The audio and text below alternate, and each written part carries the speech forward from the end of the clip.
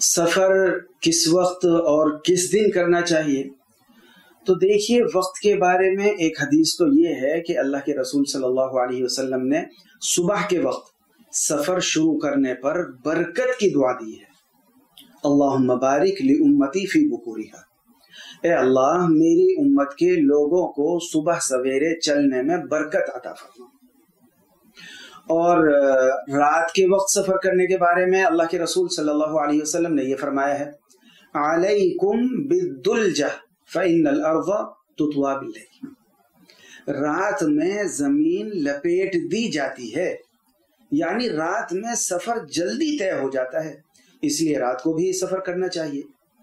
لیکن رات کے بارے میں دوسری حدیث یہ بھی ہے، اللہ کے نبی صلی اللہ علیہ وسلم نے فرمایا، لو یعلم الناس ما فی الوحدۃ ما اعلم ما صار راکب بلیل وحدہ، اکیلے رات میں سفر کرنے سے احتیاط کرنا چاہیے۔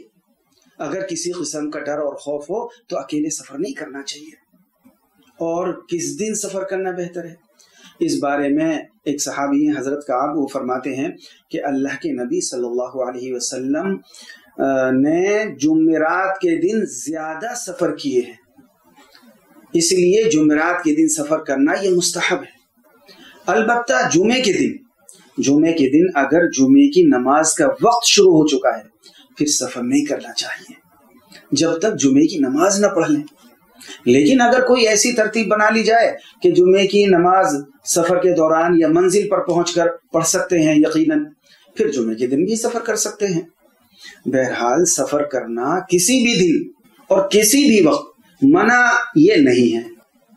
کچھ عام لوگ منگل کے دن سفر کرنے کو منحوس سمجھتے ہیں اور کہتے ہیں کہ حدیث میں ہے وَخَلَقَ الْمَكْرُوهَ يَوْمَ الثُّلَثَاء، تکلیف دے اور ناپسندیدہ چیز کو اللہ تعالیٰ نے منگل کے دن پیدا فرمایا ہے۔ تو دیکھیے یہ حدیث تو ٹھیک ہے، لیکن اس دن کے اندر ان چیزوں کو پیدا کرنے کی وجہ سے یہ دن منحوس نہیں ہو سکتا ہے، اس لیے کہ اس دن بہت سی اچھی چیزیں اور بہت سے اچھے کام اور واقعات اس دن ہوئے ہیں۔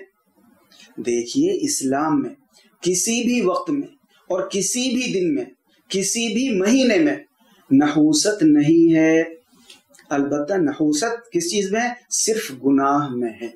گناہ سے بچے انشاءاللہ ہر وقت خیر ہوگی۔ اللہ تعالی غلط عقیدوں سے ہماری حفاظت فرمائے، آمین۔